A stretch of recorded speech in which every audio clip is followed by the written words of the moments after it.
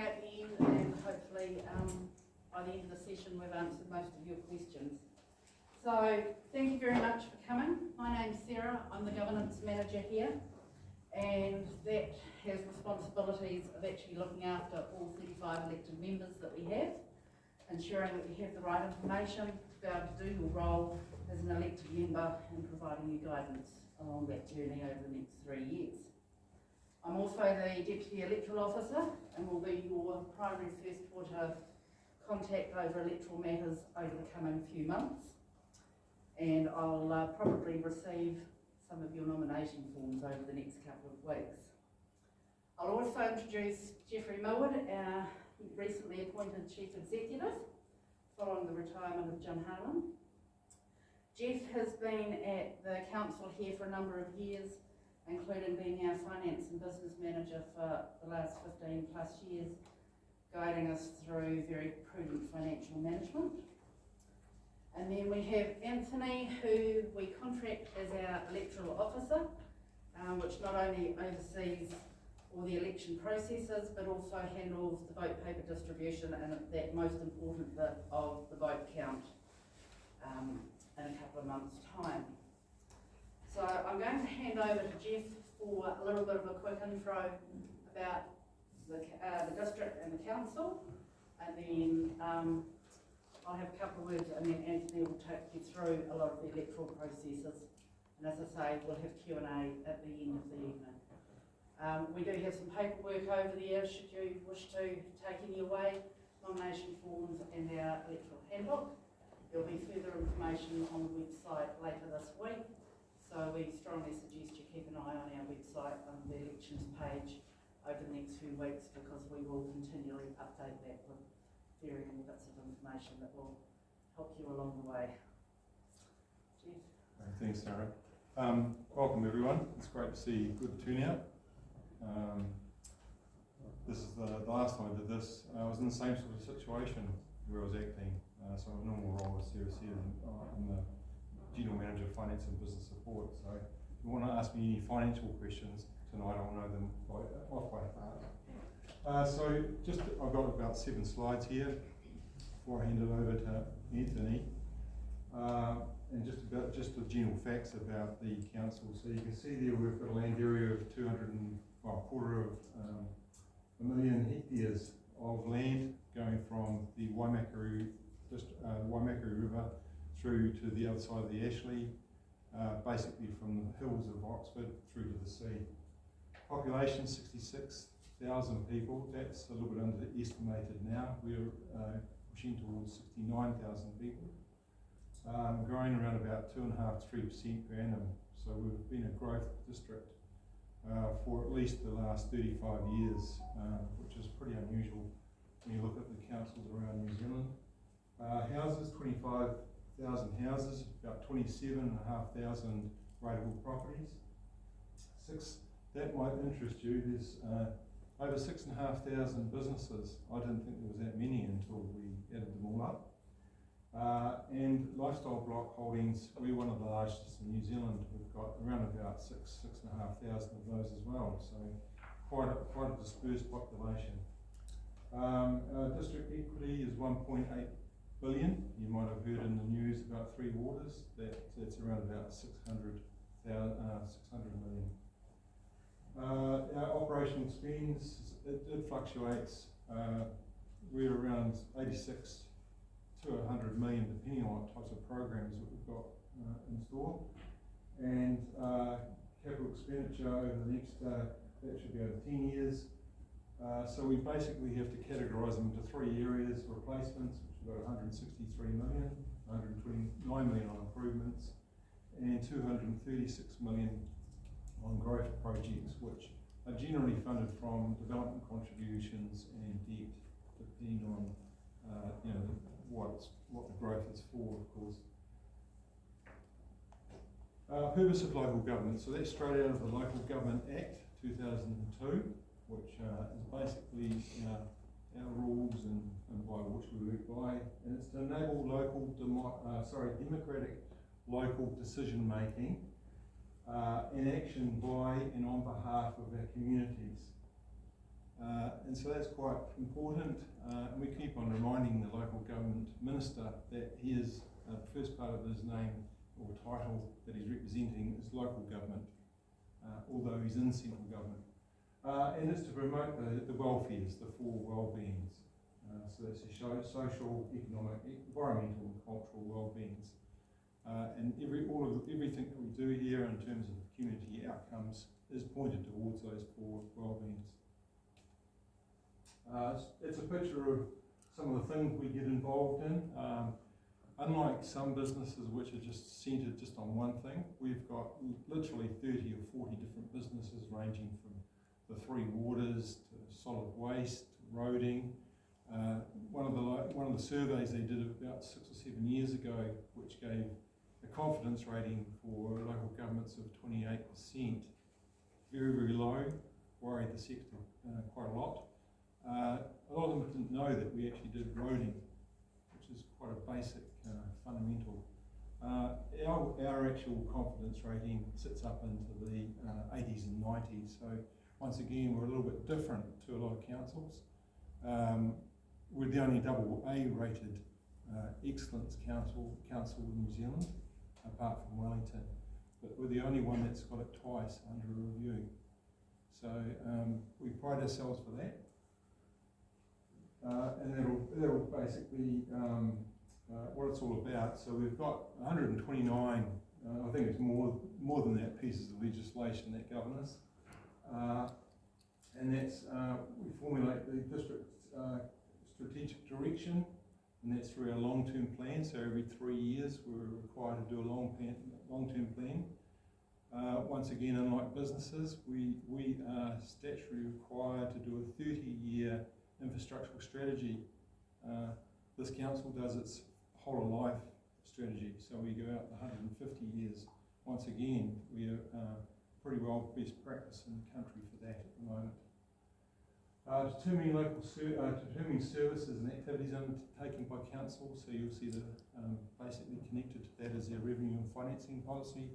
It identifies the activities that we do, the benefits, the costs, and it allocates how we try and charge those costs out to the community via rates or fees and charges. So that's an important document that we use to actually set fees and the quantity of rates, which is the portion. So you take a library or a swimming pool. Libraries predominantly rates. Swimming pool, it's a 60-40 split based on its benefit and cost and private usage. Managing regulations, upholding the law and including the formulation and enforcement of bylaws. So basically that's pointing towards our planning and regulatory function of the council through our building consents and resource consents. So you see all these different businesses coming in, which you would normally see just in one entity. We've got advocating on behalf of the local community with central government and other local authorities and agencies. And two things there is you'll see quite a lot in the media, Three Waters again. This council is advocating that it doesn't like the four entities approach, that there are better ways of doing and providing for the Three Waters. You would have heard it now sort of talking about two waters, so maybe the message is getting through there. And the other one is, what are we going to do with the stadium in Christchurch? Really debatable. So they're the sort of things that you'll hear in the media that we're going to contribute. Well, we haven't actually talked about that with our communities yet, and so that's something we need to consult with before we even the council even talks about committing to that. So they're the sorts of issues that you'll get involved in. Relationship with Waimakariri, that's a very important relationship with us, and it's getting quite a lot of prominence at the moment, and that's an important piece of work for us to make sure that relationship is kept intact.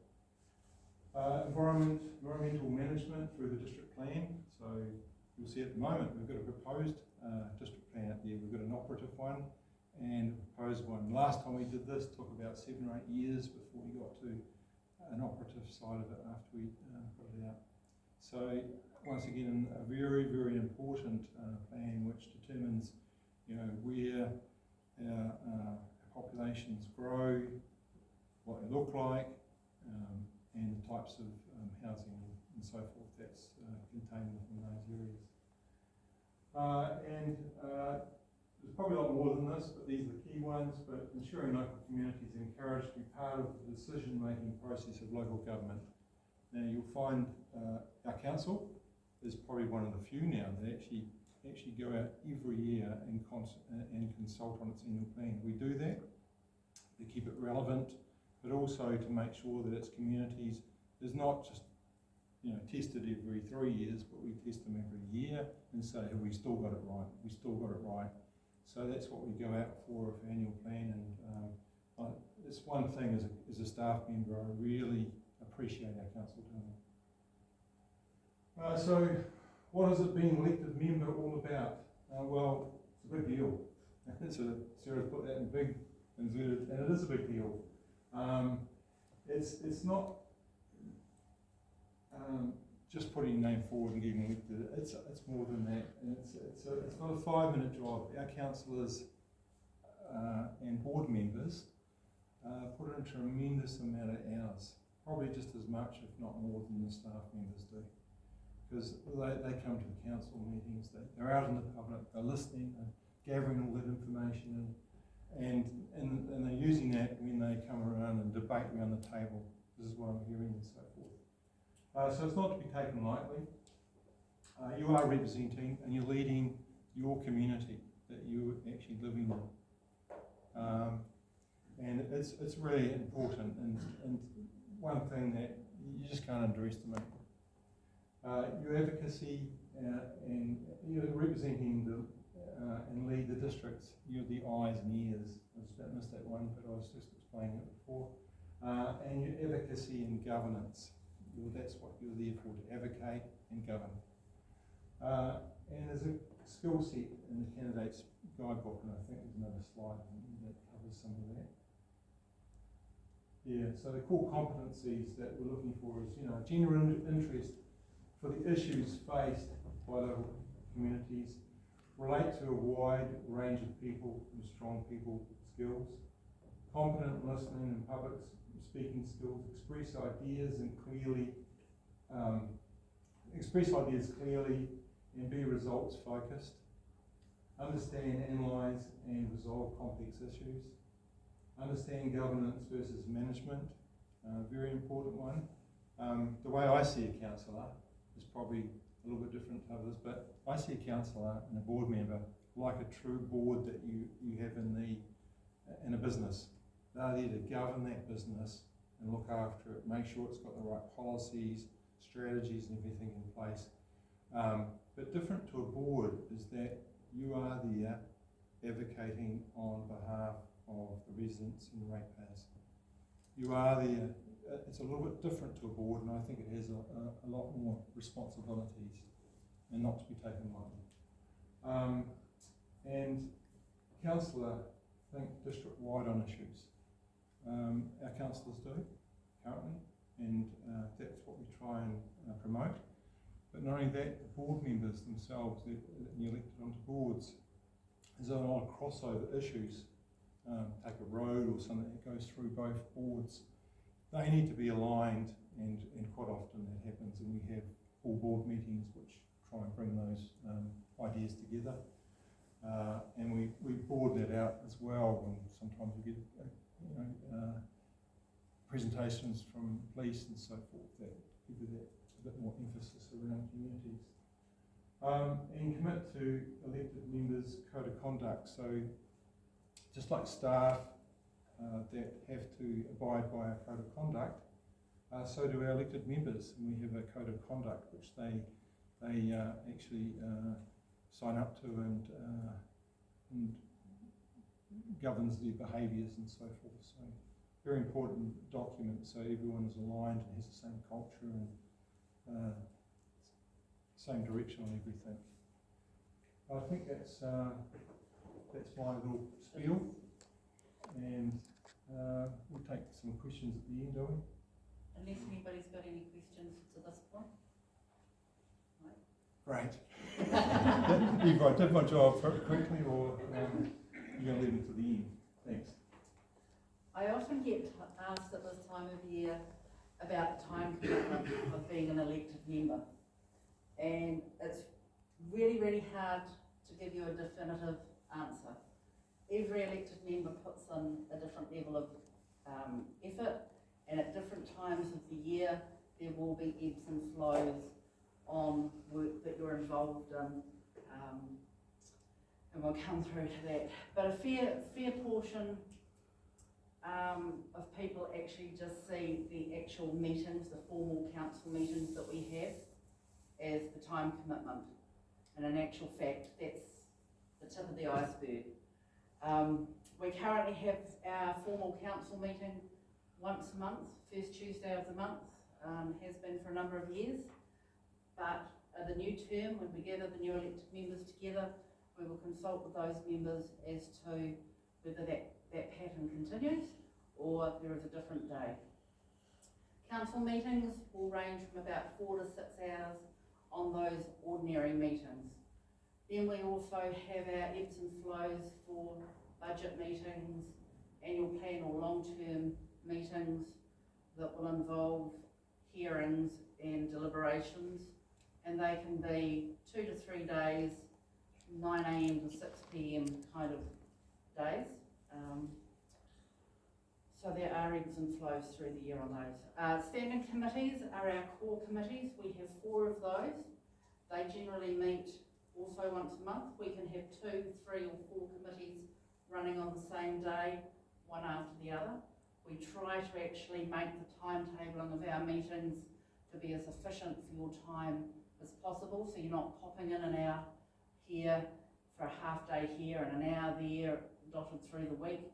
We try to condense our business meetings to one particular day. In saying that, we have several other committees, such as our District Licensing Committee, that will meet on demand with their workflows.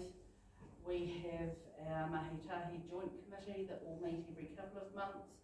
We have at least 50 different working groups, project steering groups, special interest meeting groups that might involve just 2 or 3 elected members working with staff on a particular project.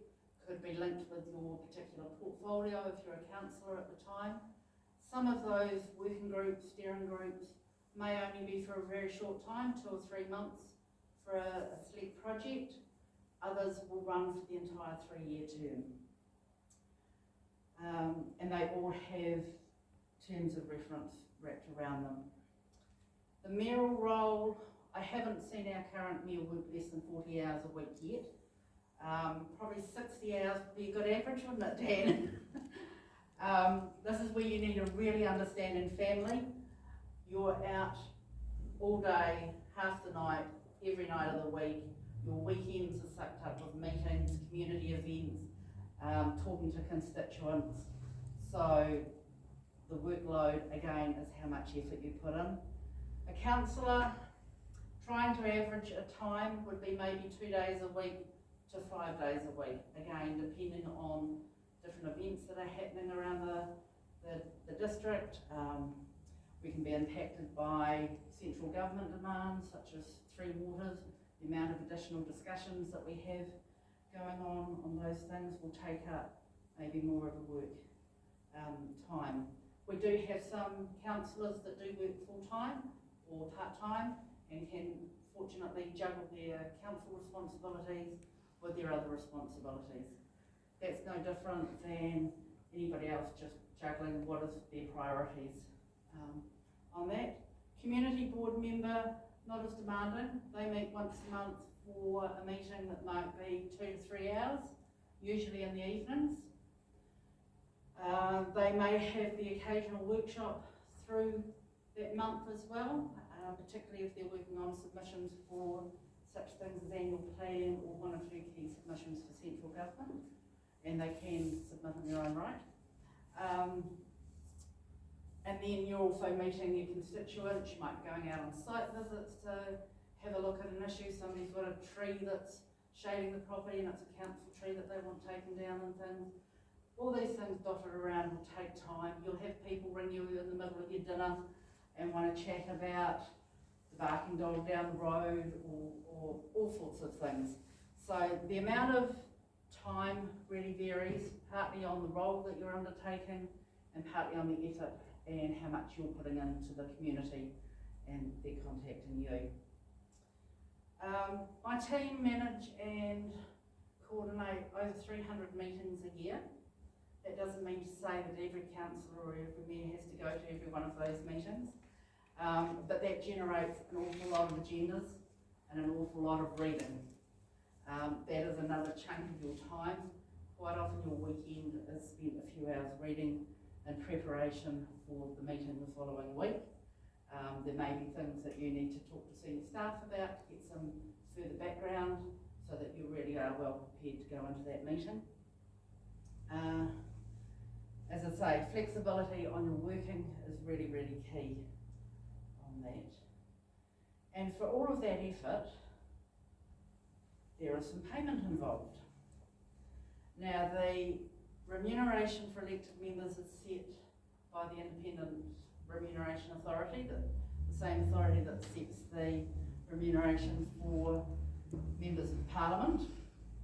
They set the rate for the mayor and for the community board members, and then they tell the council that you have a certain remuneration pool, and you are to then share that however you see fit among your councillors.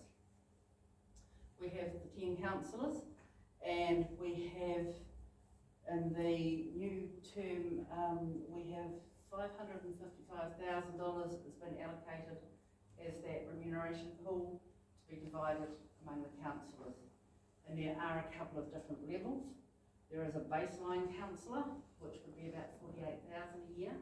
We don't pay that. We actually have all our councillors has additional duties of portfolios and chairing of the committees. And because they have those additional duties, they get a higher pay. The deputy mayor, he or she also has a percentage higher again because of the additional work that's required in supporting the mayor at additional meetings. So these rates, they're all in the handbook. Chairpersons of community boards are paid twice as much as a community board member, and these rates are reviewed by the authority for July 1 of next year. So that gives you an indication there. Any burning questions? And I will hand over to Anthony for the fun bit that you all came to listen about the nomination process. Right, Stuart, just before you sit down, guys. You can.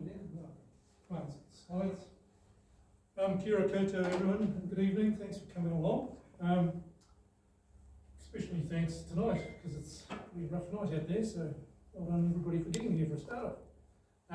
So I'm the Electoral Officer for Waimakariri DC again, this time around, and I'm going to take you through the nomination process and the process to go through to get your name in as a candidate for a start off, and then some of the do's and don'ts you can't do if you get into that campaigning mode, which is further down the track. Can I drive that, Sarah? I just want to take you through a little bit about our position. So I'm employed by elections.com, which as the name suggests is an election management company based in Christchurch. We are doing elections all the time, and everybody's usual question is, what do you do when you're not doing council elections? We're typically doing a range of about 200 elections a year.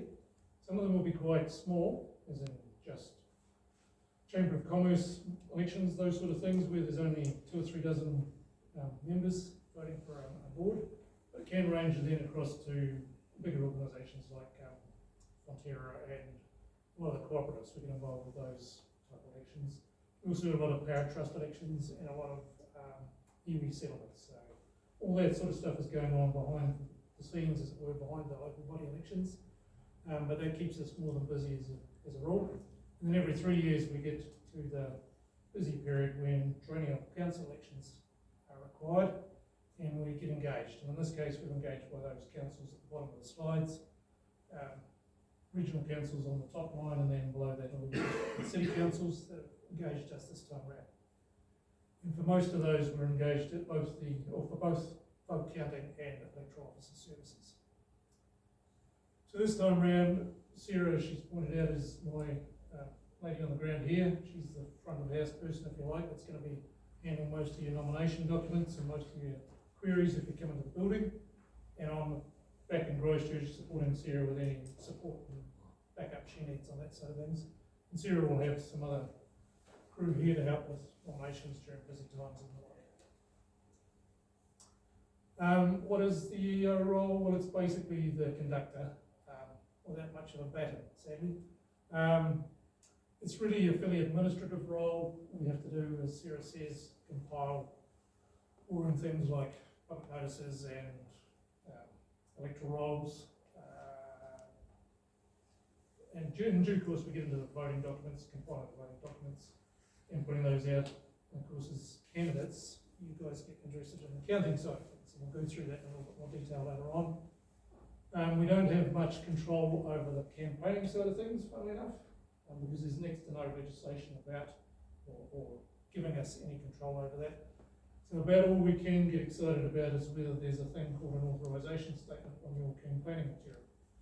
And I'll cover that off in a little bit more detail further down the track.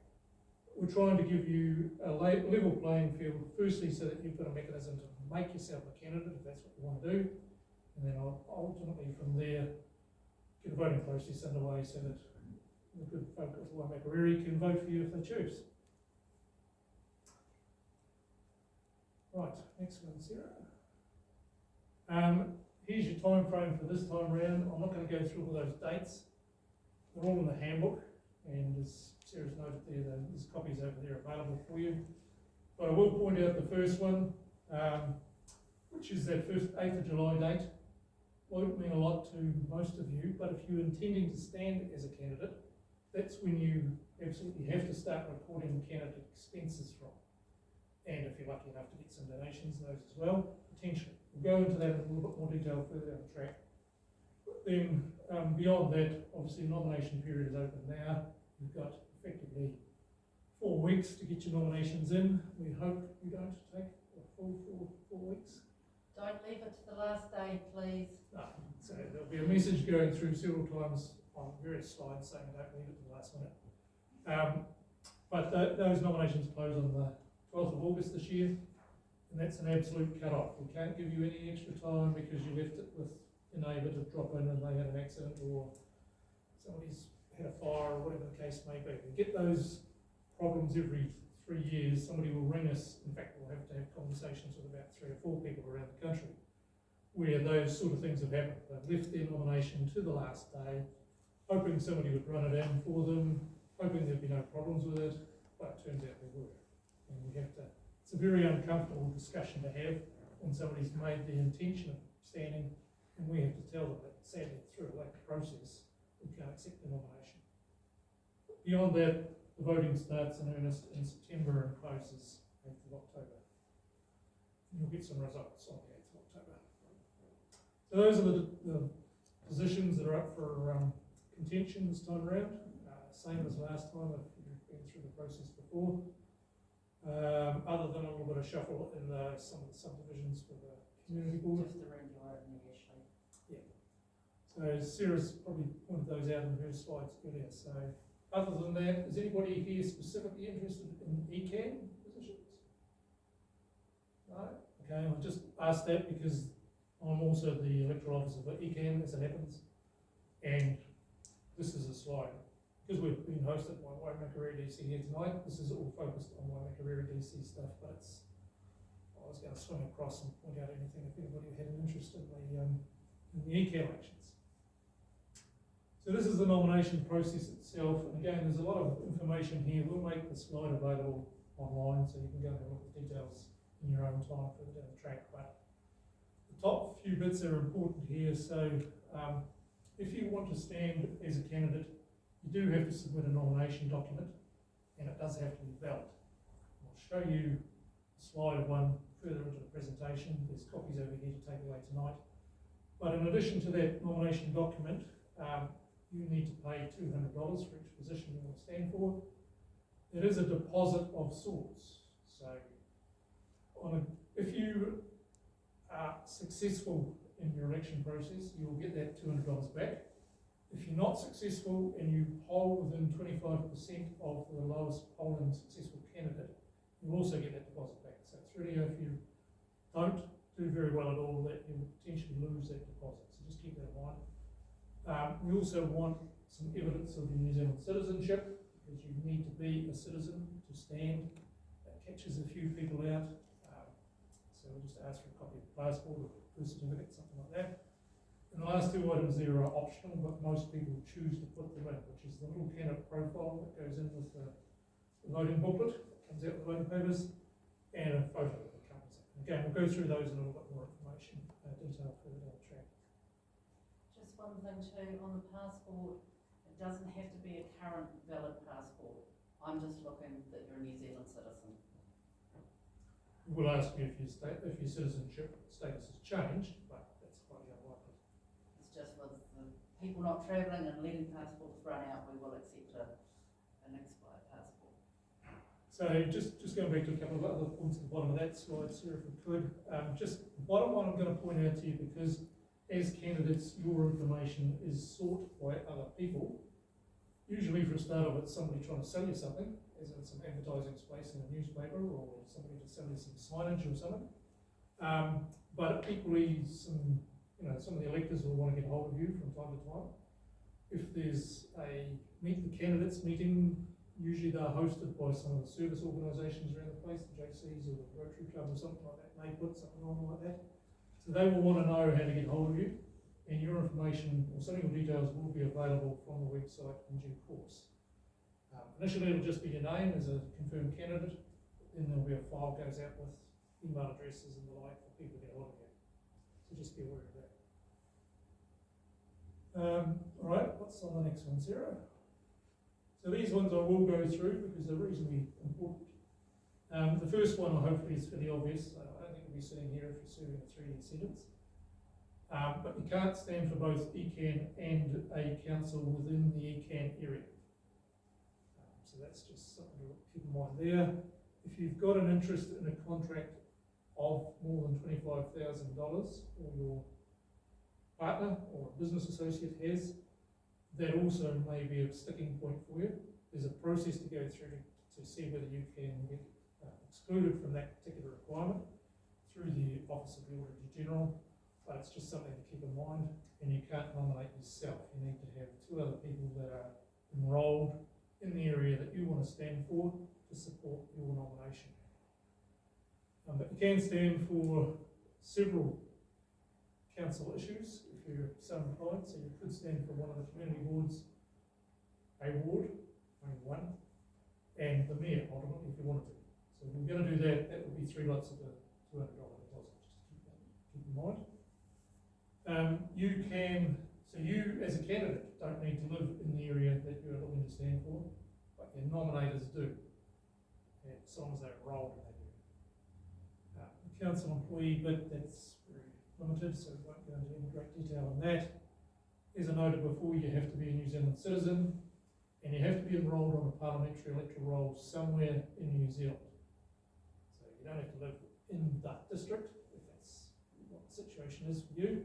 But your 2 nominators, which is the next point, they have to be enrolled on the council's electoral roll, or having just recently enrolled, we can confirm that they are in the area that you wanted to stand for. And we do ask that you provide all your nomination documents together when you bring them in, or emailing them in, because it just speeds up the process seriously. The last bit there was a little bit to keep in mind, which is once you've put a nomination in, you've got until the close of nominations to withdraw freely. Beyond that, so beyond the 12th of August in this case, you can only withdraw with a medical certificate that says you've suffered some incapacity that now makes you enabled or unable to carry out that position.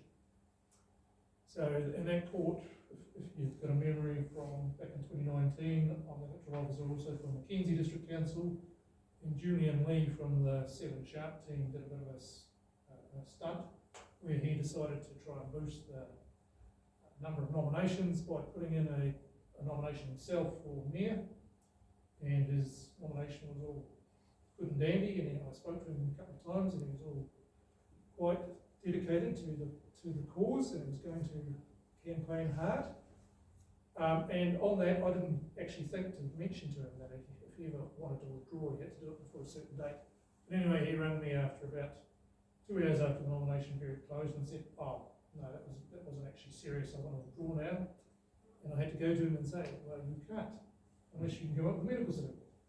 And he had a small army of people in Auckland trying to get him off the hook. But he basically, in the end, he had to remain in the race, which cost the council some money because he wasn't sharp enough with his withdrawal process. So just keep that in mind. That's a high-level shot of a nomination form. If you've been through the nomination process before, you'll be familiar with the layout. On the front side, we're not going to go through the whole thing, but on the front side you've got the candidate details and the nominator details below that. So section B is for the candidate details to go in, and that's where we release some of that information for the into that spreadsheet that gets made available. And below that's your nominator details, so your 2 nominators have to sign to support your nomination. There's a couple of little fields in there that I will point out. So above the signature block for the candidate to sign, there's a field there that asks for name to be shown on the voting document.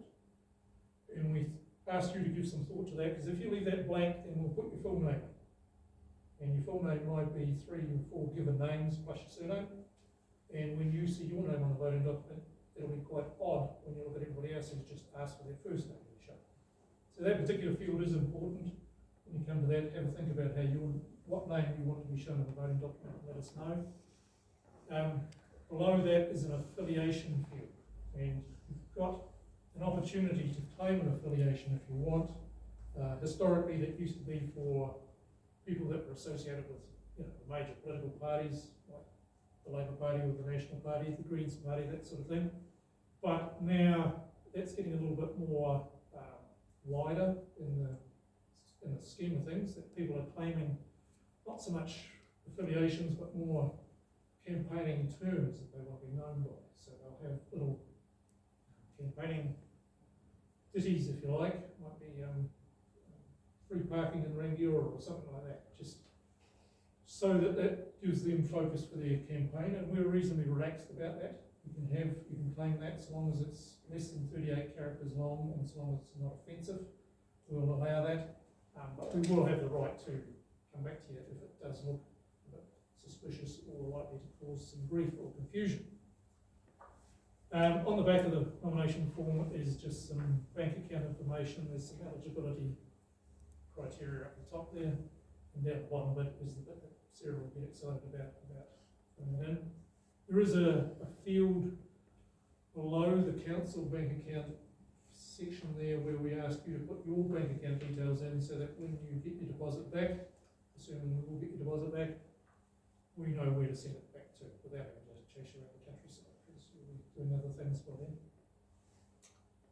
That's just a blown up version of that same bank account section. So if you're wanting to pay your nomination deposit by AP, that's the bank account information you'll need, and below that is that little section to put your bank account details in. So the candidate profiles and the statements. So the profiles firstly, these are the little snippets of bios that go in the little booklet that go out with the voting papers. So they're not mandatory, but most candidates will put one in. If you're going to put one in, then we ask you to send it to us electronically. And these days, it's usually by now an email to Sarah, either before you come in with the nomination documents or when you send your nominations through, so you can actually just email the whole thing through. Or if you're bringing it in and you haven't brought it in, by the time you see Sarah, she'll probably ask you to email it to her rather, on your way home or when you get up. And the logic for that is that we don't really want to retype your profile, because the opportunity for error then sneaks in, and your opportunity to fix that is pretty limited. So your profiles will go on the council website sometime towards the end of the month. that's August or early September. But by then, the printing of those will be underway. So we don't release them typically until they have been signed off and the printers have then got that process underway. That's then when you'll see them probably the first time as a candidate. And if we have retyped them for some reason and made a hash of that, then there's really no opportunity for you to fix it. So our preference is you send us that profile as a Word document, as an attachment to an email or in the email itself. We just pick it up, copy and paste it into this Photex software, which is what they use to compile voting documents, and there's minimal input or opportunity for error there. We'll bring it in on a pen drive with the photos. Do you guys still allow pen drives? Okay. Well, a lot of councils won't nowadays, so you sound like a spoil here. Similarly with the photos, if you can attach that to the email or run it on a pen drive. If you're bringing in a photo, if you're getting a photo done, which again most people will do, just make sure it's a good, clear shot of your head and shoulders, because that's what it'll get cropped down to. So just a photo of yourself, not the holiday group that you just had with the 24 relatives, and nothing that's going to obscure your head. So no sunglasses, no scarves, no hats, that sort of thing. If you're going to take it yourself, and most cameras these days, or most phones these days, will take a good high resolution photo. Just take it against a light coloured wall, so something like that's fine. But don't take it against a window or ideally outside. Don't take it outside, because there's just too much shadow opportunity sneaks in there. We can come back to that. So this is an example of how it comes out in the book, in your booklet. So in this case, we've cobbled together a profile for one of my colleagues who does some other election stuff. He's an electoral officer for most of the North Island councils that we engage us. And you can see there that it states the council that they're standing for, it states the position that this particular candidate is standing for, it states his name. Below that, it's got his affiliation, so we've plucked all that information off the nomination form. And then below that, there's two other blocks there which says where his principal place of residence is, and we picked that up from one of the tick boxes on the nomination form. And also, in this case, he's standing for another issue, and he's filled that in from the nomination form. And then his 150 words would start below that. So that all that information is plucked off the nomination form, and your 150 words starts beyond that. So the tip I can give you, and I can't give you many tips, is if you're going to do a candidate profile, don't waste your 150 words by starting it with my name is and I'm standing for, because it's going to be fairly obvious that's the case. Okay? You only get 150 words, which is pretty miserable, so best to spend it on what you actually want to convey. Alright, so into the campaigning side of things. Some of you will campaign, some of you won't. It's up to you. There's no kick-off time. You could have actually started last year if you wanted. Some of the Christchurch councillors, candidates have been campaigning earlier this year. But as I noted earlier, if you are going to campaign, then the costs for that need to be recorded. And certainly all costs happening from the 8th of July need to be accounted for in a declaration that you then submit after the voting period is finished. And occasionally you have to prorate or anything that happens before that. So these guys that are campaigning in Christchurch, if they have incurred costs that continues into that campaign period, then some of that early campaign costs would have to come into their candidate declaration, expense declaration. But if you're going to campaign, you need to keep away from council's resources, and we're going to cover that off in a little bit more detail further down the track as well. But the main things to keep away from are council's logo, principle, and then obviously use of buildings and other resources, social media channels, we'll cover that off again. Items that aren't typically made available for general public use. As candidates, we don't encourage you to collect voting papers, so it's a postal vote again. There's usually a mechanism there for them to return their vote, but if they are stuck, try and keep away from you collecting them or being seen to be collecting voting documents, because it's just not a good look at your point from your perspective. see if they've got another family member that can help them get it to a post bin or whatever the case may be. But if they can't, then obviously you try and help out there. But as a first recourse, try and see if somebody else can help them out. Those expenses, just to confirm, if you're going to campaign, any expenses are your expenses. So there's no magical dollop of money comes out of the council after the process to say, here, have some money back for your campaigning. It's your cost, or in some cases, if you manage to get some donations, you can offset some of that cost that way. But any of that campaign material must have an authorisation statement. That's the thing that I have to get distracted by as the electoral officer.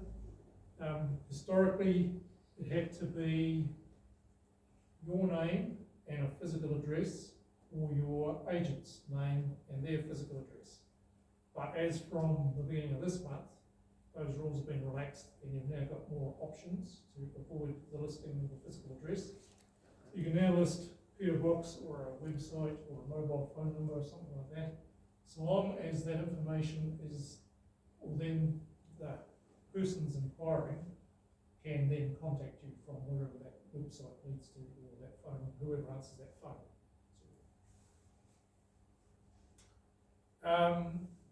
Just keep in mind that whatever you put out there in campaigning material needs to be factual, because it's subject to the Advertising Standards Authority, and they can investigate complaints, and the usual rules of defamation apply. So anybody can sue you if you start claiming false things as part of your campaign material. Happily, that doesn't happen much in the rural areas. It's more of a big city saga generally. But that's the campaigning side of things, particularly the expense side of things. So just quickly on the donation side of things, Sarah, it's an expenditure limit, sorry.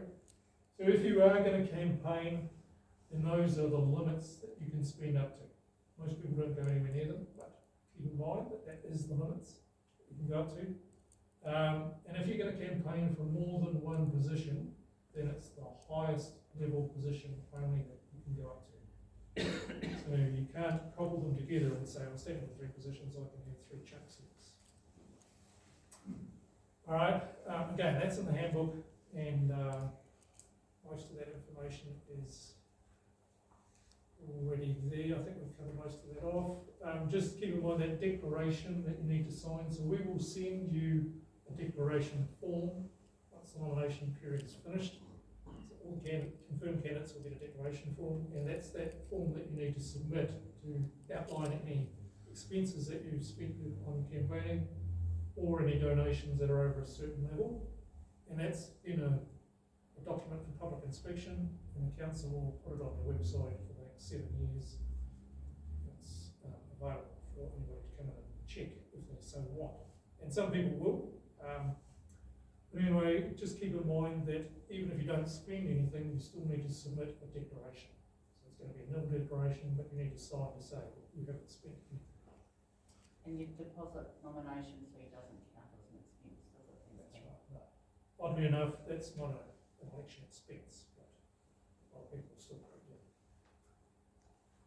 And oddly enough, the other thing is that you won't get your deposit back until that declaration is received. So if you're wondering why you haven't got the $200 back, maybe because you haven't given Sarah the declaration.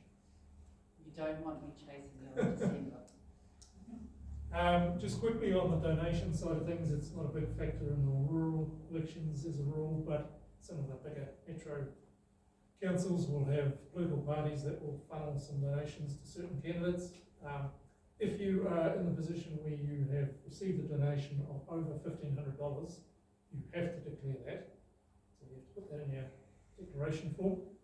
And you can't split that or arrange for that donation level to be split to avoid that $1,500 level. So if you are aware of a donation coming from a particular group or organisation, a particular person that has been split, you then need to combine that in your declaration and show it as a donation made up of contributions.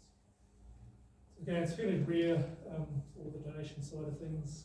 Maybe on the mayoral side, if people are standing for mayor, they may get donations. We actually suggest that as candidates, although you're only required to list donations over $1,500, you may actually want to consider listing any donations you receive, just so that it's on public record, that that's who's made a contribution to your campaign.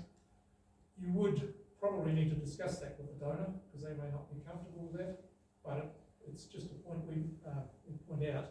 You may want to think about that, because your donations are, those declarations are available for public inspection for a further 7 years at least, and people may want to go back further down the track if they see you discussing something with or about a particular group or organisation, and they're aware that you've received a donation somewhere online. If it's not declared, then they may want to make it a political issue. All right, signage, again, see some more detail in the handbook. Some of you may choose to put up signage, some of you won't. But in this case, for Waimakariri, it's 6th of August that you can put the signs up from, and you need to take them down by the 7th of October if you're going to put them up. Personally, I just get excited about whether it's got the authorisation statement on it or not. Sarah, on the other hand, will be more required to keep in mind the council bylaw side of things about the size of the signage and making sure it hasn't got flashing lights and other things that'll distract motorists and the like. So those are the general items to be aware of. So in this case, any complaints will come back to Sarah in the first instance, and she'll get on the phone and see what needs to be sorted out. NZTA, they've got their own set of guidelines for signage adjoining state highways. Do you remember Lineside Road as a state highway as well? Yeah. You may want to put it above flooding tonight. All right, so that's the signage side of things. Again, more information in the handbook about that. Here's a couple of signs, a couple of examples of good and bad signs. So the one on the left has got a stylised tick for the candidate. One tick for the candidate is fine. As soon as you get into this vote for me and not for others, you are effectively imitating a voting document, and that's an offence. So the one on the right is, although it's got the authorisation statement, which is one of the things I get excited about, can't do that because they're suggesting that they vote for somebody else. Or don't vote for somebody else in this case. The other thing to bear in mind is that that particular problem also surfaces when the voting documents go out. And candidates are quite prone, or were quite prone in the early days of Facebook, to open their voting document, mark their voting paper and put a photo of it on Facebook saying, look at me, I've voted, I hope we're going to do the same. Fairly innocent, but again, it comes into this category here of you're now promoting who to vote for, or could be seen to be promoting who to vote for, with a voting document, which is a no-no. And we spend about the next 2 or 3 days telling people to take those photos off, please. So just keep that one in mind. So that's a good and bad example. The next one's probably a little bit too honest. So this is a guy up at one of Warwick's councils up in North Island. And he was actually going to stand for council, but we had to get hold of him and tell him that he signed it and have the authorisation statement on it, at which point he got the stitch with the bureaucracy and pulled out. But everybody was quite amused at his side of the process. Social media, so there's, each council will have a social media policy. There'll be more information about that in the handbook, but effectively it's their resource, and they will be keen to be seen to be politically neutral, particularly during the election period. So they will bump anybody with posts to those social media pages or channels that have any hint of campaigning activity. So just keep that in mind. Stick to your own channels, stick to your own messaging, and you won't come unstuck there. But again, if you're going to do social media campaigning, it's just another campaigning process, needs that authorisation statement. And I think Facebook is a bit messy on that side of things, where you actually need to specify that you want the words as part of the ad, as an authorised by, whatever your authorisation People in the past address. have tried to put it up on the very top, the photo right at the top, and then that will cover all your posts that come later on. So you don't have to put it at the bottom of every post, as long as it's up in that top header, and it's clear when we open up that Facebook page, that statement's there. Yeah, All but good. on the actual campaigning though, that will need to be on the actual campaign material. So each push goes out with the authorisation statement, effectively. All right. Sorry, so each post needs to have the authorization statement? No, if you're just doing the advertising. So if you're putting if you got your Facebook post up or page up there, as long as that authorisation statement is on there somewhere, you can see it. That covers the page itself. If you're doing any advertising, then that's just another mode of advertising and needs that authorisation statement in there.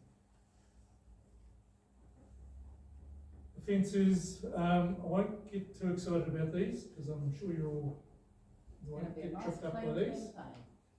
But there's more information in the handbook if you really want to get down to that level.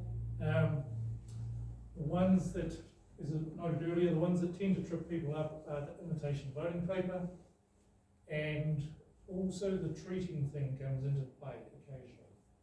So, as candidates, you have to be, you're fairly limited in what you can do in the way of promotional material, so you can't be seen to be giving away items of value. And this is where it gets frustrating because an item of value can get down to a pen or something like that, even a pad. So these are some of the things that people have brushed off in the past and done. I'm going to put some material out there and I'm going to give away a pen or I'm going to give away a magnet or whatever the case may be. But as soon as it's got some item of value to it, you're potentially in the gun from other candidates to put in a complaint, and we need to then tell you to stop doing it. So don't get too excited about giving away materials with your campaigning. That's effectively what's called treating. If you're holding a campaign meeting of some sort, you can provide refreshments. They have to be pretty basic, as in tea, coffee and biscuits is what the legislation says you're allowed to provide. So anything else on that side of things typically gets passed to the police once we've done our cursory look at it, to make sure whether it is or isn't an offence, and they love getting involved in that sort of thing. So the process itself, so assuming you've got down to this level when you're engaged in the campaigning side of things, some of you may want to buy an electoral roll. It's an opportunity for you. It's available to you if you want. We can only supply that to you in hard copy. So the value of that these days is fairly limited, but if you want to, you need to come back to Sarah and ask her for that. She'll put you one off. If you want an electronic copy, you need to apply to the Registrar of the Electoral Commission to do that. And there's a process for that in the handbook, but they need to see that you are a confirmed candidate before they will release that information to you, and it will cost you about $450 odd. But historically, some of the candidates, particularly in the bigger metro areas, would use that for mail-outs and the like. These days, with the price of postage, that's getting less and less attractive, so I'm just not sure whether that's still of interest to you. But the printed copies of the electoral roll you can source if you want to, and use them as some sort of tool to go round up certain people on the street or whatever the case may be. The voting process itself, it is still a postal voting process, as we said. So again, one of the few things I can tell you if you're doing some campaigning is think about when you're going to get your campaigning material out there, because the voting packs will get delivered, or the deliveries will start on the 16th of September. So if you're thinking about doing some campaigning, it's a good idea usually to have that out and about on or around that time, because a lot of people will get their voting paper and vote on it straight away. Others will sit on it, but there'll be about a third of them will vote and know who they want to vote for from the little booklet of information and whatever they've seen locally leading up to that point. So most people will be able to mail that information back in. There'll be a reply envelope in the little postal pack. But occasionally, some people will not receive that information, either because they weren't enrolled or the dog ate their voting paper or whatever the case may be. You as candidates may get asked, how can I get a replacement paper? So direct them to Sarah. She'll organise the special voting documents, and which are effectively the same process as the main voting process, except that the candidate or the applicant has to sign a declaration to say they haven't already voted. So there's an extra piece of paperwork for them. But as candidates, we really don't recommend that you get involved in that process. So don't go saying, I'll go in and see Sarah and bring you back some special voting papers, because Sarah won't see the funny side of that. But you can recommend that this is how they go about getting that, either replacement voting document or special voting document. So the results, this is down to the sharp end now. We'll have results out within a couple of hours, generally on the Saturday of the 8th of October. And Sarah will then be in touch with you as candidates. How do you do that? Yeah, by email? We bring you, we'll try twice at max to get hold of you, let you know whether you're in or out. We won't tell you anybody else's results. When we've contacted everybody that afternoon, then we post up on the building here and on the website everybody's results. So given there's a fair number of positions available and there'll be a reasonable number of candidates involved, that ring around might take some Take us time. an hour. Yeah, an hour Jeff before and I those have results. a little session, don't we? But just keep an eye on the website, keep refreshing the page if that's what we've been doing. It will come through. So that's the progress result. That's effectively 95% of it. Just keep in mind that if you are in a close race, those positions can change. So that's only a progress result. The next level of result out is this thing they call the preliminary result. That typically won't come out until, at best, very late on Saturday night, but more likely Sunday. Once we've got hold of all the documents or the voting papers that have been physically dropped off. So these are the ones that weren't in the mail channel, have arrived some other way, usually through the council office. So we round those up, and once we've confirmed that we've processed all those, that preliminary result will go out. So that'll be a small increment of extra voting tallies. And again, those results may have changed from the progress result. So that's a better result, but it's still not the final result. The final result will come out usually by the Wednesday, but typically at the latest by the Thursday, when we've processed the special votes. And for the special votes, we need to go through, for some of them, back to the Electoral Commission, verify the applicants' enrolments, and that takes several days in some cases. So that's where there's a lag with that part of the process. So that final result will come out and will get posted on the council website as soon as it's available. Once that's out, then it's nailed down as far as the result goes, unless somebody lodges an appeal or recount process. Now, what do you call a close vote when those first numbers come out? About 50 votes? No, 4 or 5. The votes will get tallied twice individually through our normal process, and then when we get down to close results, so when this 12 noon thing ticks over, we will still be, we'll go away and we'll look, double check any real close ones. So if we see something that's got a margin of 10 or lower, something like that, we'll run through again those particular special votes and anything that was processed that required separate validation. So we'll go through and look at those. Now, it may not come out before the preliminary result comes out even, but it will come out before that final result comes out. By the time that final result comes out, we'll have at least triple checked those results.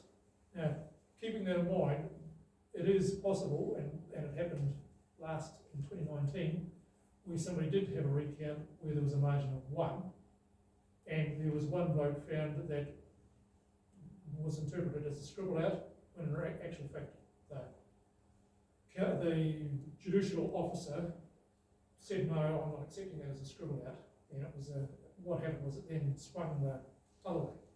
So the person that was second came round because it was a vote for the person that was winning, and he picked up the other vote. And as it happened, the person that was second didn't really want to get elected anyway, but that's what happened as a result of the recount.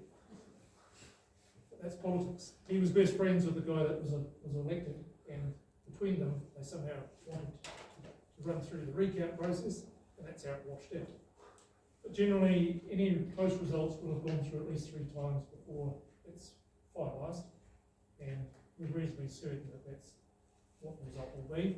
But it doesn't stop you having that right to lodge a recount application. If you're going to do that, it costs $750, you have to do it through the court, you probably want to involve a solicitor or something, so it's not a straightforward process. And the odd thing that came out of that one I just discussed was, just prior to that, another candidate in another election lodged an application for a recount where the margin was about 10, and the judge threw it out because he said, "You haven't given me any evidence to suggest that the process was efficient or anything, and I'm not satisfied that a margin of 10 is close enough to call for a recount." So it was a bit of a surprise to us that he needed something other than the closeness of the result to support the application for recount. It just shows you sometimes that's where the solicitor can be of use to. But it's a fairly rare event. We haven't had that case in No. Waimakariri. In fact, in Canterbury, I think there's been one recount for a community board in the last 10 years, I think it was. And it was really just because, in fact, I think it might have been just about in a tie.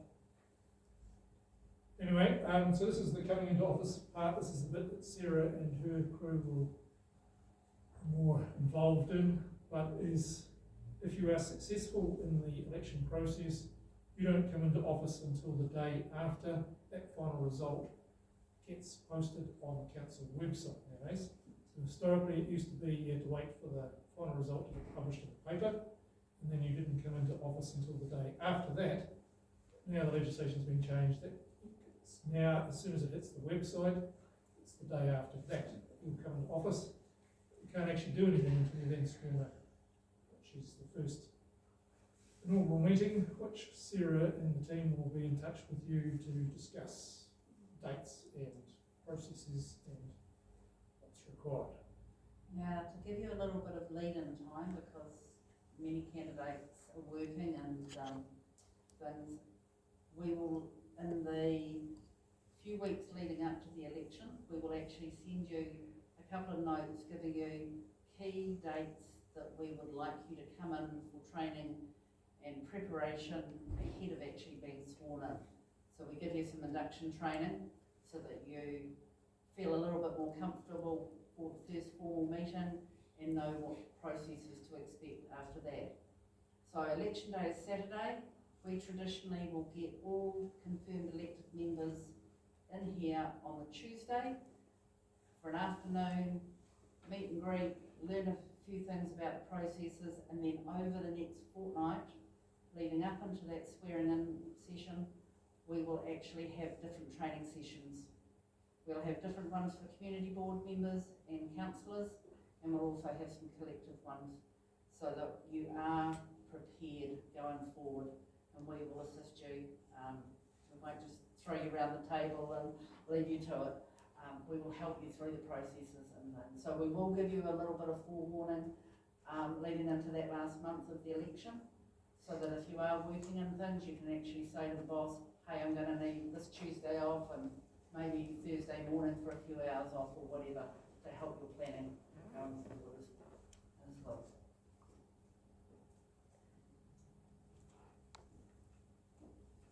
And then for the next 3 months, there'll be ongoing support and training, then we'll give you a little bit of a break, and then we'll do another few months of helping you in different stages through the whole council processes.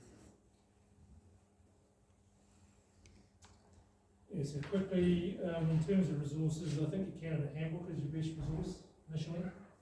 Also some of the good information on the council's website, and then those other documents there are available if you really want to go further than that.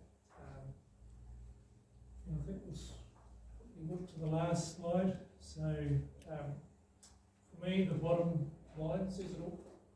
I do hope that if you decide to stand as a candidate, that you, I wish you all the best.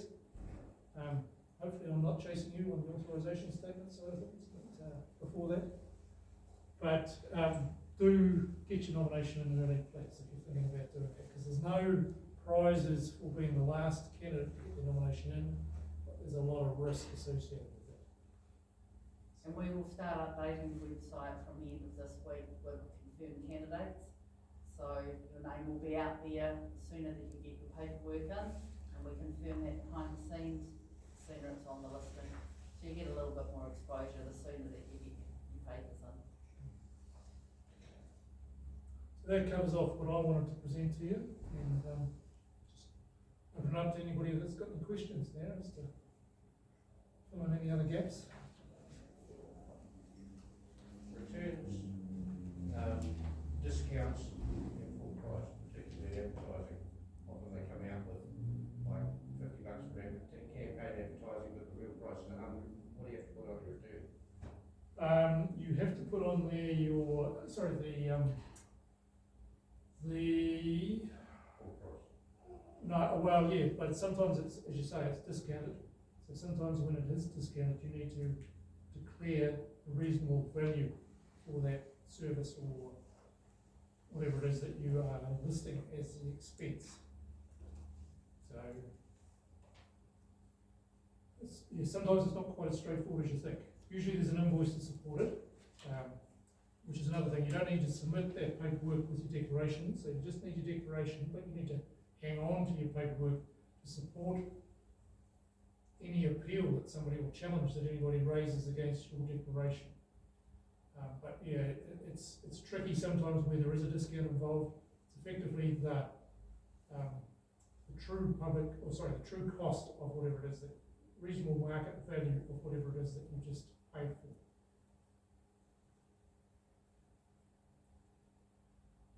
Anything else? If you get stuck on that, pick up the phone and we can try and work through instances with you, but hopefully it's reasonably rare.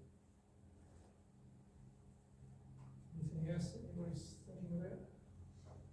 I do encourage you to ensure that the family are aware of how much time that you will be involved and that they are fully supportive for funny phone calls at odd times of the day and night, you being out 3 nights of the week at various meetings, you're tied up on Saturday afternoons at some community event and things. Family support is really, really important to get you through the 3 years, as well as the support that you'll be provided with with other elected members and with the staff. Other than that, all the best. Any queries, just send me an email to that elections@WMK email address and we'll try and work through any of your queries that you have. So I look forward to receiving some nominations in the next couple of weeks. Right. Thank you very much for coming.